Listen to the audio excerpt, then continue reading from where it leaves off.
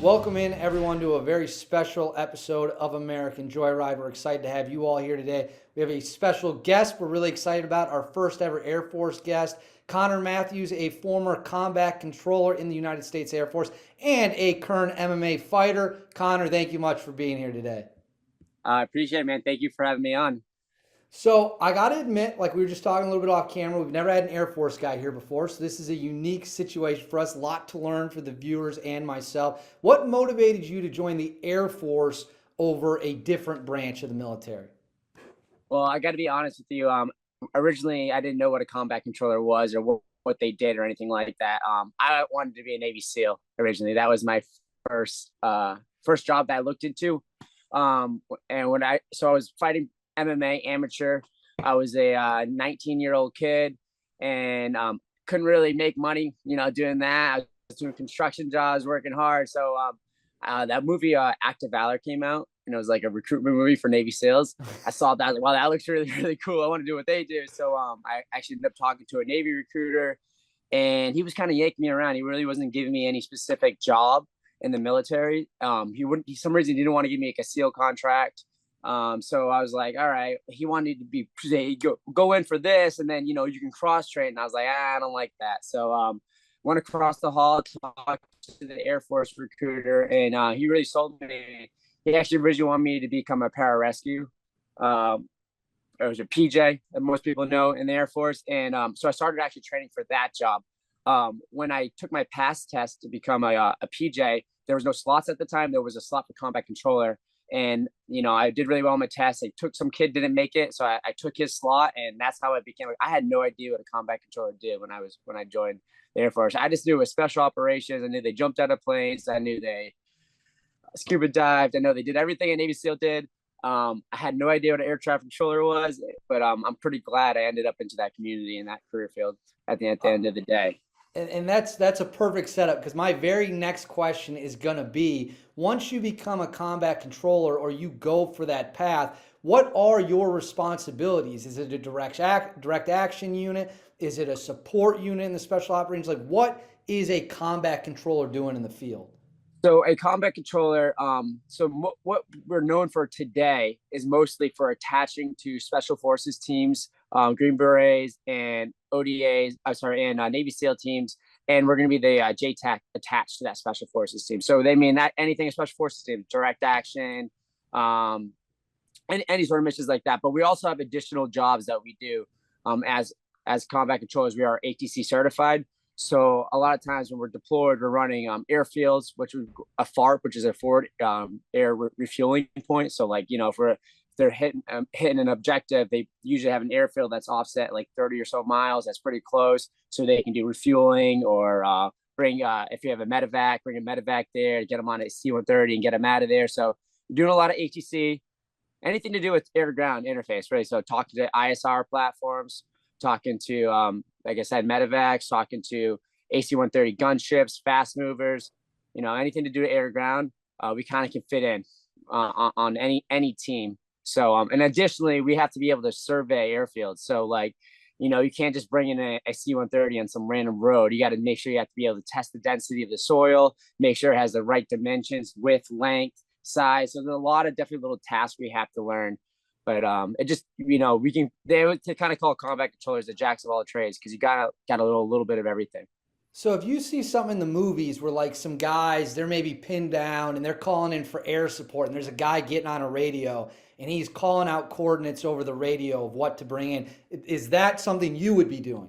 100%. Yeah, that's a combat controller, especially if it's on a soft team. It's like that. We were kind of mad about that 12 Strong movie that came out. They didn't mention a combat controller at all. When in reality, their combat controller did most of that mission, calling in all those airstrikes. But yeah, I mean that's exactly what a combat controller does. We're calling in close air support. That's a big part of the mission, and that's how you get attached to like Delta or like a SEAL team, something like that. That's where you're going to be in that sort of mission. And let me rewind this a little bit now that we've laid it out for the viewer what your job responsibility is. I want to go back to the training. How rigorous Mm-hmm. and grueling of training do combat controllers face? Everyone hears about buds. We know the Yeah. Army Rangers, and then obviously there's Delta selection, which is shrouded in secrecy, right? But Yeah. what's the training for a combat controller look like? So for me, it took 2.5 years. It's a 2.5 year pipeline. So it's it's very rigorous. I mean, we have our own dive school that was modeled after the Army dive school, which is a very challenging school. We have we have to do Halo. We have to do. I mean, we have a selection process initially, and it's like, I mean, we have like the little man syndrome because we're Air Force guys. Everybody makes fun of the Air Force. So like when we get attached to a SEAL team or we get attached to a special forces, we need to make sure we're on their level with everything. So we kind of overcompensate. I feel like since like we're attaching. Our instructors are super, super hard on making sure like when we show up the team, yeah, we can move with the team, we can shoot with the team, we can definitely keep up physically with the team. So I mean, it was a challenge. It's super challenging for me. I mean, you could take our guys, you could put them with anybody, and we're gonna, if not outperform them. Honestly, we're gonna be the top of the pack. I mean, every school I went to that wasn't an Air Force school, I mean, I was always at the top of the pack for everything. Mountain warfare school, whatever it was. I went to a lot of Army schools that I kept up or did better than most of the guys in those schools. I love that. That is so incredibly awesome. I just heard you mention something about halo jumping. Yep. Now, correct me if I'm wrong, but for the viewers who might not know what that is, that's a high altitude, low opening jump. You're jumping out of an airplane, correct? Yep. Yeah, And when absolutely. Yeah. how high are you jumping from when you're halo jumping? So I mean, obviously it depends on what we're doing. So usually, actually, if operationally, we're not haloing, we're hey-hoing, which is high altitude, high opening. So that would, you're jumping from anywhere from 18 plus on oxygen, jumping from super high. You hop out, pop because hop and pop. So you just hop out, pop the parachute right away, and then you fly together with your team down to the objective. So yeah, some of those you're jumping real high, and you're doing like 40K offsets or 30K. I think the biggest one I did was like a 30 something K offset in training. It wasn't alive, but it was like, I mean, that's pretty far. I mean, that's a long distance to be flying together with the team all the way to the your place where you're landing. What, So what what was going through your mind the first time you jumped out of an airplane at that altitude? I wouldn't say that stuff wasn't that bad to me because you're on oxygen and you're jumping at high. So the higher you are, the more time you have something's messed up, the more time you have to fix your problems and figure out what's wrong with you. The scariest jump I had was probably at Army Free Fall School. When I went through, they've changed. They since changed it. We weren't allowed to jump with NVGs at night, so you had no night vision goggles when you did your night jumps. And like our whole thing about everything in the military, right? If you're gonna be able to do it, you have to do it at night. We don't usually operate during the days because our enemy can see us during the day, and then we dominate the night because we have NVGs and everything. So night vision goggles. Sorry if I talk in acronyms, I do that a lot. Yeah. But so my scariest jump was at Army Free Fall night jump. No NVGs. You're jumping out there with a whole bunch of people that are new jumpers. We're all going to school. You open up the parachute and there's freaking just all you see is like everybody has a chem stick on them, which is a glow stick. You have a red one red one on your front and a green one on your back. So if you have the green in front of you, you're going the right way. If you see a red one, that means somebody's flying towards you and you can't see anything. That was definitely the scariest thing. All I remember jumping out of the plane, just pitch black. I'm just looking at my altimeter the entire time as I fall. Like, just it was so scary. Yeah, that's definitely my scariest jump. But all the high altitude stuff, I mean, they were fun. I had NVGs. I could see what we're doing. We were kind of working together as a team. It was very cold though. It gets really cold at altitude.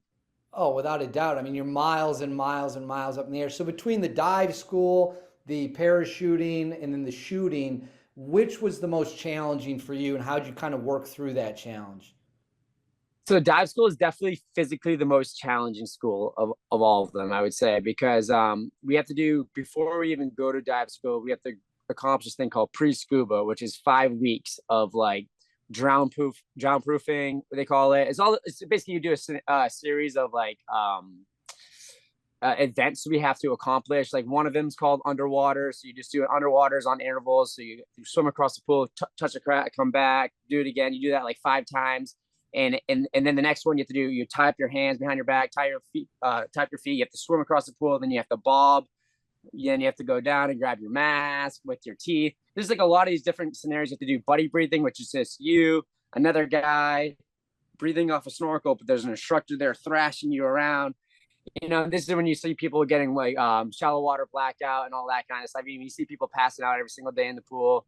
So just to accomplish that, I mean, and the thing is, like, this is like we do this training like a year and a half after they already put me through air traffic control school. They put me through combat control school. They put me through airborne. They put me through Halo. So this is one of like the last things that we had to do, and then we go to dive school, and guys were still quitting. So you know what I mean? Like, you spend like all this time invested in trying to become a combat controller, accomplishing super hard stuff, and then you know they put you in the pool and they drown you, and you still have to make it. So that was definitely the most physical. I actually watched back at dive school on this test called One Man's, which is they bring you down in they bring you in the pool, and they put a blacked out mask on you so you can't see anything, and they're just thrashing you around, taking your hoses and your regulators, they're tying into the knot behind your back, and then you have to get to your razor, untie the knots, get to your regulator, breathe. And it's like a 10 to 15-minute test. I'm not even sure how long it was, but the whole time you're just getting beat up in the pool. And then eventually there's this one knot where it's called the whammy knot. And then you get to the whammy knot, and you're unable to recover that. So if you have to know by feel that that knot is unrecoverable, and then you ditch your gear, and then you breathe off your regulator off your underwater. And then that's like, the test is done. And then, so sometimes you're tying a knot, you think it's the whammy knot, but it's not. And then, so you ditched it, and then you pre-jitched and you fail. So that's what happened to me. So then I had to go all the way back to preschool, do another 5 weeks of preschool, then go through dive school again. So I would definitely say that was the most challenging of all my schools. That is mind-boggling. I feel my heart rate going up just listening to you talk about being there. Now, I know you went to Afghanistan in 2018, correct? Yes. So let's talk about that a little bit. When you were told that you were going to deploy to Afghanistan, what kind of thoughts were flowing through your head? And what's the state of Afghanistan at this point in time? So this point in time, I was in an interesting time. So Trump just took office. So it was a change of command. So, but there was definitely rules, and the missions, the special forces teams that were out there, excuse me, were going on. They're pushing out more so than they had been before that. Not to say that people weren't doing stuff for the last, 20 years. It's been 18 years since 9/11, right? But we started actually, doing a lot in that time frame. So I was excited when I got the news that I was going to be deploying to Afghanistan, just because, in the fact that, like, man, I've been training, like I said, I did 2.5 years of the pipeline, put myself through hell. You know what I mean? I wanted to go use these skills that I put everything into, to become a combat controller. I wanted to go there and actually do the mission. So I was kind of excited to go out there and do it. But then also, like, when I got there, and you see how things, you anticipate things to be a certain way, and then when you get there, and it's different, if that makes sense. And even as much as I thought I would be mentally prepared for everything, but when I got there, it was just, the emotions and everything that kind of came with it was different than what I expected. So, but it was good. I mean, I thought I learned so much about myself. I learned what the world's really like. I learned there's things that we don't know that's going on. So it's like, it was a good experience for me overall. I'm so happy I did it and got to experience it. What were some of the things that kind of surprised you the most versus expectations going in? It is, and then you hear it now, but it didn't really resonate with me before. But like the fact that it's not black and white who you're fighting, you know what I mean? It's not like, you kind of hear people talk about that, like, you don't know, like, it's like I remember my instructors even saying that, and like, you're fighting against people who are Taliban, but they're like 15-year-old kids, you know what I mean? Or like, it's this stuff that's like, it's not so black and white and who you're fighting over there. And I think that's the things that I saw mostly. But and it was just like the amount of like it's you're doing something that's like your life and death experience, or you're doing nothing at all, and you're just hanging around waiting for something to do. So it's just like, yeah, the highs and lows. It's like a week, 2 weeks of doing nothing, trying to find things, to playing cards, just trying to find things to keep you freaking from going crazy from boredom. And then there's like 2 days or 3 days you don't sleep at all, and you're just doing something intense. You know what I mean? So I thought it was just interesting. You have to experience to really understand, what it really feels like. But it does make, so now that I come back and I watch all these like movies or whatever, or people talking about it, it makes more sense to me now when I come back from it. Well, let me ask you a question on the movies real quick, because you just mentioned it. When you came back from Afghanistan, now you've been deployed, you have all this training, you've been to war, you've made it home. When you watch a war movie now that you've been there, is there anything that always sticks out to you that like that is not at all? Like what do they Oh get yeah, wrong the most? it's everything. I mean, it's everything. It's hard for me to even pick out one little thing that they get wrong. Most thing when I see like any movie with guy hiding behind a car and there's bullets going through the car, they're driving away as there's bullets in the car. I'm like, everybody's dead in that car. You know what I mean? Like little things like that I see. So it's really hard for me to distinguish in movies that like it's a lot of fake, but some movies are good. Like the best movie I thought was like Black Hawk Down. I thought they did a phenomenal job with that movie and like the realistic of it. And I just thought that one was really good. But that's also a whole different experience. I didn't even know what it was really like on that mission. What I come from movies is like everybody you watch these things, but like then you see how it is in real life, and there's no way to replicate what it's like and feeling in a movie. So that's one thing I definitely realized. I've interviewed, we've had a handful of Black Hawk Down veterans on this show, and they do say the movie, at least from the carnage aspect, captures it perfectly. Yeah, They say the actions, the chaos portrayed in the movie is they say is very well done. They have issues with other parts of the movie, but that they okay. get correct. So there you go.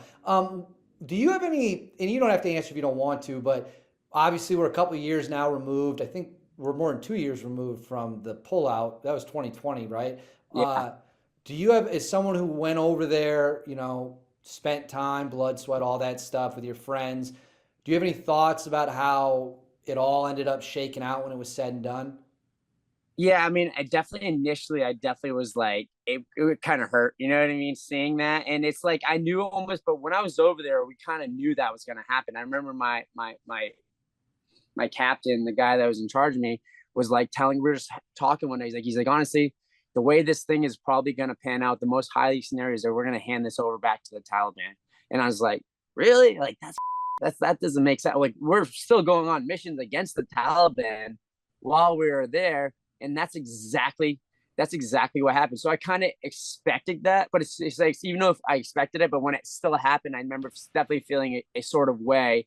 And the thing I think that resonates is like, dude, it's like there's some Afghan army guys that you can't trust, but there was also some really guys that genuinely felt like they were trying to change something in their country to make their country better. And you know what I mean? They believed in that they were gonna fight back and take their country back for themselves. And I just know as soon as we got out of there, anybody who trained with the Afghans or for the Afghan army or took part, that's it. They're done. They're getting, annihilated. So it's like it's terrible, but like I know that, and I remember because I mean I have a social media presence. I have pictures of me in Afghanistan. I got kids reaching out to me from Afghanistan, like, "Hey, can you help me? Can you help me?" Blah blah blah. And it's just like I feel there's nothing I can do now, especially being removed from the military. And I just remember really feeling a sort of way about how that went down. It was just like I feel like there was better ways we could have done it. I don't know why anytime we'd ever, and I'm not political. I don't really care at all. But like, if we're gonna, if there's no like, why tell people we're getting out of this country and then just slowly retract and we let the world know that this is what we're doing for some reason, and then now the Taliban took over the country in like 3 days or something like that. It was insane. So yeah, definitely felt a sort of way about that. That was a tough thing to happen. I think a lot of people agree with you, yeah, and it's I don't get to speak to too many people that were there only a few years, 2 years beforehand. So you kind of got it right on that back end. During your time in Afghanistan, did you ever come across any tier one elements? Like who's the most badass group you ever had any experience with during your time in the military? So I was with an ODA. I got attached with an ODA. So it was my first deployment when I went to Afghanistan. So I only did one deployment. So like so many guys you probably talked to have done 20 deployments, 15 deployments, and so my mission set when I went over there is I was running a lot of airfields because I was not a fast mover certified JTAC yet. So the Joint Terminal Air Controller, you have to be as a combat controller. Most of us get certified in that. But since that was my first deployment, when I got on team, I didn't have time to get that training in yet before I deployed. So I went out there to be a AZR, so I controlled the airfields a lot, and I controlled helicopters a lot. I controlled like C-130s a lot, and I did all that. I did all that kind of stuff. So but I got lucky. I helped there's big giant operation that we're doing over there, and they needed to do an infill of like 3 different ODAs to go in there to push through this big area. So I did all the air traffic control to bring in all the C-130s, the support, everything we needed, and I was able to hop on the missions, go into missions, and be like the JTAC's like assistant on the mission. So I didn't have to do really anything besides be a gun in the fight and help out the ODAs. But I remember just the guys that were working with the ODAs, they're different than like a lot of guys will go tier 1 and then come back to the ODAs and be like a team sergeant on the ODAs. And that's what happened with the team I was with, and just their knowledge about watching these guys who've done 7, I don't know how many deployments this guy did and was a tier 1 operator. It's like watching a really good carpenter do work and you don't know anything about carpenter. You know what I mean? Like somebody with like, oh, he's got a skill in this. I probably watch like a professional fighter fight. Like he's got a different skill. Like, and that just takes over time of experience and learning that. I remember just watching guys like that, like do their job. It's my first one. I'm kind of new, wide eyed. Like this is my first time in combat, kind of doing what I got to do. You know what I mean? And I was watching these guys work, and I was like I saw some like special forces guys, like we need to flush this guy with this gun, take this gun, blast that one, take this gun out, shoot this. And they were just like operating the guns like they've done this like 1,000 times. And I thought that was very impressive the way they were doing it. So that I would say that was the most thing. But I didn't work with any tier 1 operators besides guys that were, they came back to the special forces, ODAs, normal tier 2 groups. And, I saw some cool stuff. There were CIA guys out there. It was kind of wide open to see who was on the ground doing. But one thing I did realize is like, even in these big operations, everybody was working together. We had MARSOC guys, we had Navy attached to the ODA, we had Navy EOD guys, we had the Green Berets, it was just like everybody worked together on the missions. It's like it's funny, everybody goes to all these different training groups and stuff like that. When they get deployed, everybody's on the same team working together to do the mission. So I thought that Air Force guys, it was just cool. It was definitely an experience.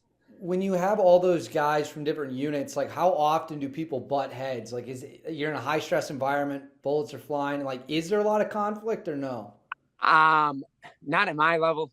I didn't see anything, you know what I mean? Like you knew who was the bosses over there, the guys who had the experience, like the team sergeants. Like I was very impressed with the ODA team sergeants. They ran the teams. It wasn't like, I think in the Air Force we're a little bit different. We kind of respect the officers run the team a little bit more than like the enlisted guys do. And it was, I think the Army was completely different. You have like some old crusty team sergeant. He was like telling the officers, like, this is what we're doing. And that's what it is.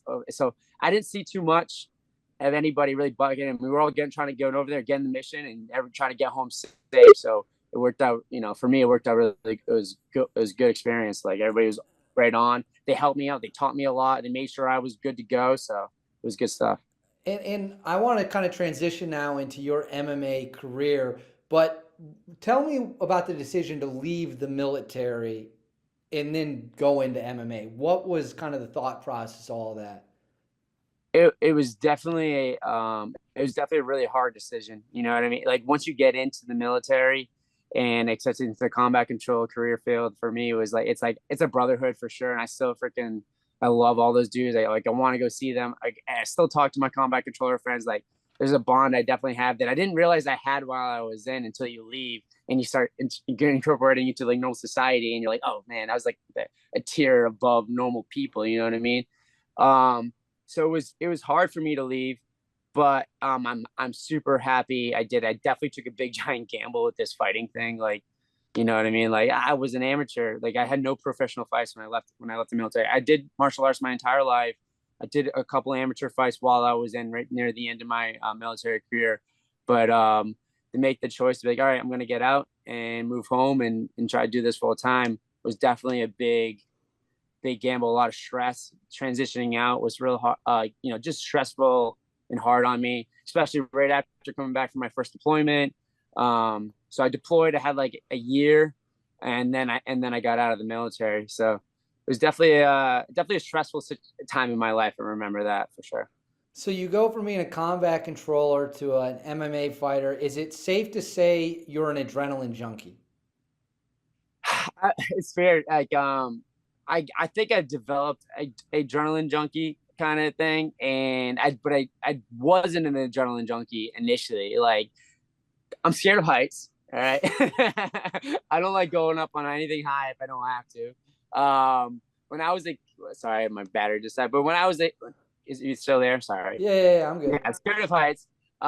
When I was a kid, I wasn't really big into like deep water or anything like that. You know what I mean? And scared of the dark almost. But like as some reason, like I think I got this new thing of like accomplishing my goals, and I think being that especially my first MMA. So my first MMA fight, that was the biggest like adrenaline thing I've ever had in my entire life. And then when I went to the military, I had to jump out of planes. That was crazy adrenaline, and I think I've developed this like conquering your fear and you can do stuff mentality. And so yeah, now I kind of need it. Like, oh, if I'm bored, if I don't get things. But I mean, I also, I mean, I surf, I snowboard, I skateboard, done a lot of things to hurt myself my entire life for sure. So can you explain to the viewers who might not know anything about MMA? And I got to be honest with you, I'm a casual UFC fan. I watch the big cards, but I'm not an expert in the nitty gritty. Like, what is the traditional path for like an MMA guy if he's chasing to get to the top of that world? Like, what's that look like? We know what it looks like for football. We know what it looks like for basketball. How's that play out for an MMA fighter? Well, I mean that's the big difference between MMA and like the traditional sports you're talking about. Like you have the collegiate, that line of going, and then and mixed martial arts you don't really have. I mean, you have the wrestlers aspects, but being a good wrestler doesn't necessarily mean you're going to be a great MMA fighter. So it really looks a lot different for everybody. I mean, I was a traditional martial artist as a kid growing up, and then I found MMA was big because when we were on the same age when I was in high school, that's when the UFC started, like Chuck Liddell and like all those guys started like building the sport like crazy, and that's how I found it. I was just originally actually a hockey player. I played like Oh, competitive nice. high school. I played junior hockey. Oh, you play I, juniors? Where yeah, at? yep.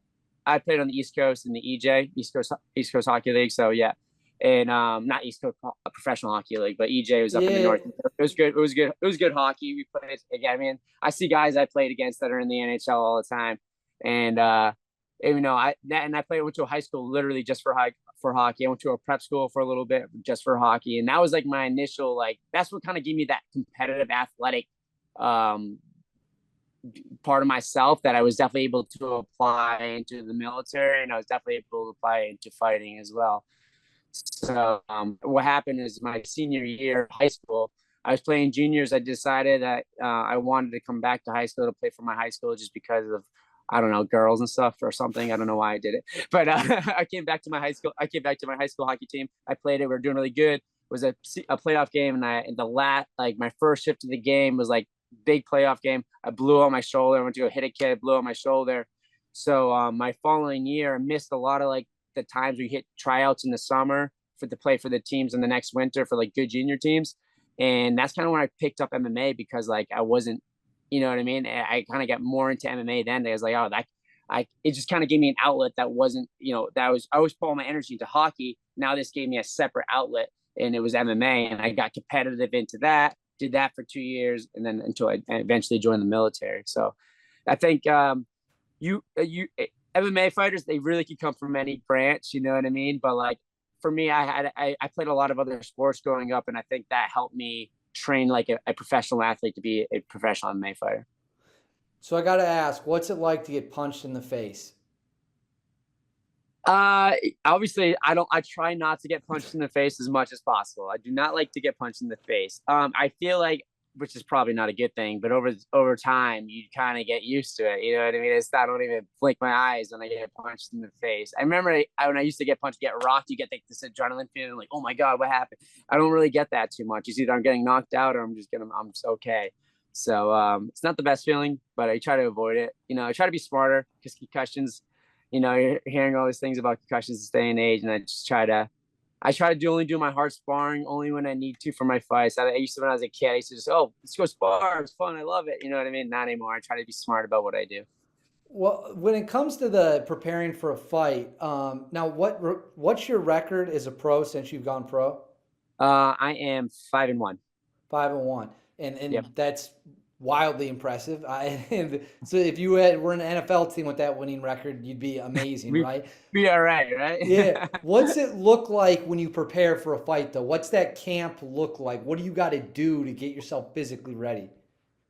So for me, I'm always, no matter, I don't really like the way we do fight camps. That's the thing. We always call it fight camps and stuff like that. But I'm always training all the time for the sheer fact, because it's my job and I teach martial arts now. I own my own spot and I teach it. But on the other side of it is as I love it. So I'm always I'm obsessed, really, is what it comes down to. Is I am obsessed to trying to make myself better and better and better. So in fight camp, it's not really too much about me training martial arts as much as about me getting my diet and nutrition in order, my getting my sleep right. So I'm always at peak performance and getting and yeah, it's basically diet, nutrition, and strength and conditioning, and just like a little extra stuff to tweak me for the fight camps. But I'm not training any less or more. Probably putting the same amount of hours in the gym.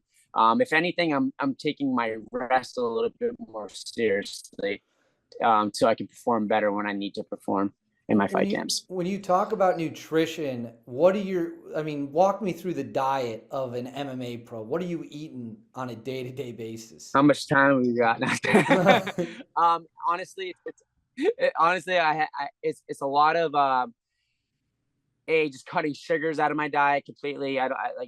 No sugars. It's a lot of vegetables, a lot of protein. I like to get my carbs not from like pasta or bread or cheese, or I like to get my carbs from like rice and grains and things like that. It's just clean eating. I do have a nutritionist is when I get to like my end of my camp, because I fight at 145 pounds and I walk around probably 165. So when I'm, I basically let her know what I'm doing for training. She tells me what my predicted, like how many calories I'm going to expend during the day. And I just follow her nutrition plan that she gives me. And I wean myself down into fight camp until I get down to like 153, 152, and then do a water cut from there for my last couple of pounds, hop in the sauna, do that. And then, and it's crazy is I weigh in 24 hours before my fight. And then on fight day, I'm usually back up to 163. This last fight was something happened. I don't know. It was weird, but I didn't get my weight back the next time. But yeah, usually I get up to like, 163, 165 in 24 hours. I put 20 pounds on in 24 hours before Yes, my fight. okay. I am so glad you brought that up because I have heard people say that before, like that they make weight, whatever it is, and then in that next they pack it back on, as quickly as they can, right? How does that even work? I like how are you able to even do that? So near the end of my camp, we do this thing called water loading, which is like you start drinking like a gallon, say 10 days out, you start drinking a gallon. The next day you start drinking a gallon and a quarter, and then a gallon and a half, basically until you get up to near where you're flushing your body with like almost 2.5 gallons a day. So your body like release some hormone. I don't know what the scientific word is for it, but basically your body's just flushing water out of it because it expects it's going to get more water. So right before the day before you do weigh-ins, you cut out the water source. So your body's still used to flushing out all the water, and it drops like a lot of weight. Also, we're manipulating our salt. So like you take all the salt out of your body, so your water holds into your salt, which holds into your muscles. Carbs, you cut the carbs out right at the end. Water holds into carbs. You cut that out. You take a couple supplements like dandelion root. This stuff called UVURSA, whatever. I don't know exactly what it is, but you take some of that stuff, and your body is just flushing out. You take Senate, which obviously makes you bowel movements, empty out your body. You get very, very depleted for like one day, and it's all about timing it the right way to get to that one day. You cut all that weight, boom, hop on the scale, and then you put all that salt back into your water, you put that water back into your body, put the food, you put the carbs, and your body's like a tick because it's so depleted that it wants that now is because you're like about to die, right? Well, not really, but you're so depleted, it wants all that stuff and it just holds on to everything and it blows right back up.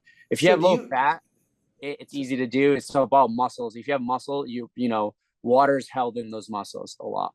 so do you eat like a gigantic meal as soon as you weigh in?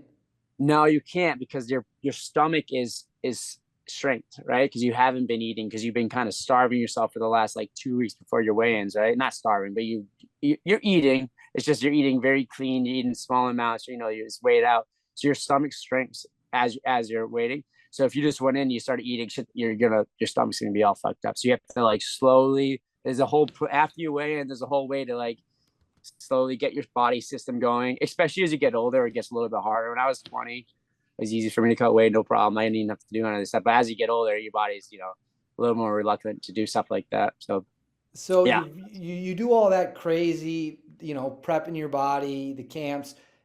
Compare that. What's more difficult? Which one do you enjoy less? Doing that or the training you had to go through to be a combat controller?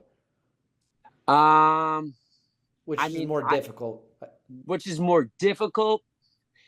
It's weird. All right, so I would say there's a lot of things I did in training to be a combat controller that were difficult, but I thought it's all necessary training to create. I mean, maybe that's why the reason why I'm the way I am. Like, yeah, I might do something that's hard and difficult and it sucks when you're doing it in the moment, but you look back on it and you appreciate it for making yourself be able to go through that and accomplish that. You know what I mean? And build yourself up stronger.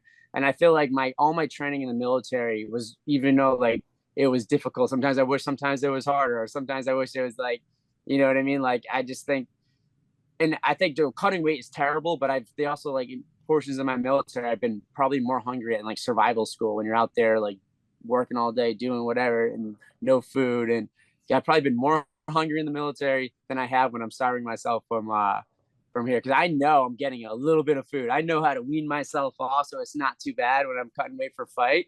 In the military, you didn't know when you're getting food at all. You know what I mean? In some portions of that training. So I would say that difficulty was actually the military in general is harder for me. And fighting, like being a professional athlete, is like it's more scientific. You know, you restrain it, but you can kind of like what to expect. Military, you didn't know what to expect, and it was really challenging. They're always tricking you. You think you're going to be done with the run, and they just keep going, or you know what I mean, or they're drowning you, or whatever. So So you're sitting at 5-1. You got a 5-1 record as a pro. What is the immediate short-term goal for you in the next 12 to 18 months? So my last fight, I fought on Dana White's Contender Series. Right. So that was a big fight. It's on ESPN. Um, so that was like like that was my shot to get a UFC contract. I ended up losing, but it was a really good fight. Even like after the fight, Dana White came and talked to me. He was very impressed. I really think my stock rise from that fight instead of lowered. So my next fight is I'm gonna be fighting in March, probably for another local, not the UFC, but probably for another local show. But then I think definitely get my shot again this summer for Dana White's Contender Series, or hopefully maybe get a short notice fight in the UFC pretty soon. So I mean, I'm ready to go.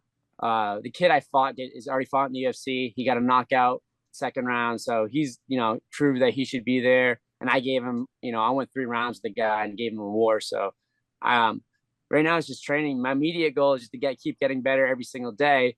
Train for my next fight in March and get a win, and hopefully we'll get another shot in the UFC or Contender Series next summer. Well, I'm cheering for you. This is all fascinating to me. I hope you go out there and just beat the living hell out of people. One of the big things that like even the most casual sports fan knows about in the fight game is there's always, whether it's boxing, UFC, MMA, there's a lot of talks about money. It's a Yeah. lot about money. And Yeah. it's usually complaining about fighters aren't getting paid enough. What's your opinion on the way fighters are paid? Comparatively to any other sport, obviously, to be a professional athlete as a fighter, it's not even comparable. I mean, you're not making too much money as a fighter.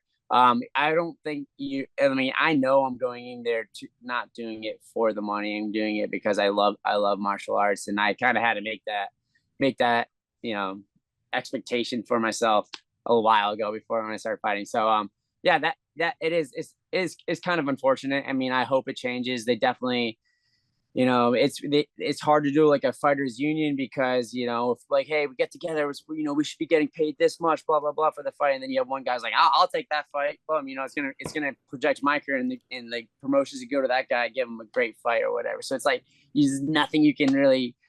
We haven't figured out the problem. Maybe it will change in the future. But they like Dana White says this. He says fighting is an opportunity, not a career. Which I don't know if I agree with that. I don't really like it. I think it's a career. I love it. And I wish we could get paid for it more. But you can make, if I go out there and I do well, I can make a name for myself through being in the UFC or fighting professional fighting, and maybe I can make some sort of career out of that. Like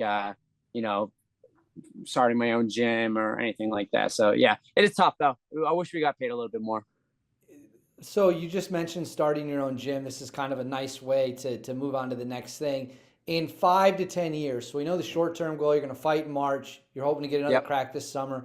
In 5 to 10 years, when MMA fans hear the name Connor Matthews, what are they going to be thinking of? I honestly believe that I'm going to be in the UFC. Probably, I'll be in the UFC for the next 6 years. I'm guessing, right? 5 to 6 years. I'll be 30. I'm 30 right now. 36, 37. That's when you start to see these fighters, the wheels fall off, which is later than other sports. But I do think I'm going to be a good stable fighter in the UFC. I think people are going to know who I am, know my name, know my career field, represent special operations in the military. I think that's a big part of what I fight for is being a combat controller. Like we said, nobody knows what a combat controller is, and we have some of the best operators in the world. And you can go to ask a lot of like other special forces, Green Berets, Delta. I mean, they will let you know that like combat controllers are solid operators and who are tough and are just up there with everybody else. And I'm going to show everybody in the world that who we are and what we represent. I love that. That is sounds like a promo that Dana White could have cut himself for a main event. I've got to ask, just because out of curiosity, I used to get in debates all the time. So you said you fight at 145. I would get in Yep. debates with some buddies. They might weigh 185, 165, minimal to no fighting experience, but they would put their hand on a Bible and probably pass a lie detector test that they think they could fight UFC guys in lower weight classes. I think that is absolutely insane. If some random guy walked up to you at a bar, I don't know if you go to bars, but let's just say you do, right? And he's 40 Yeah. pounds heavier than you. And just explain to the viewer what the talent gap is It's between a guy with training and a guy who's a drunk asshole. it's about the same difference of you wrestling with like your 6-year-old kid. Honestly, it's like I wrestle with guys who train. I've been training for 2 years, 3 years that are 245, 255 pounds, bigger guys. My friend, they come in and they learn, and it's easy. I can just walk through it, no problem.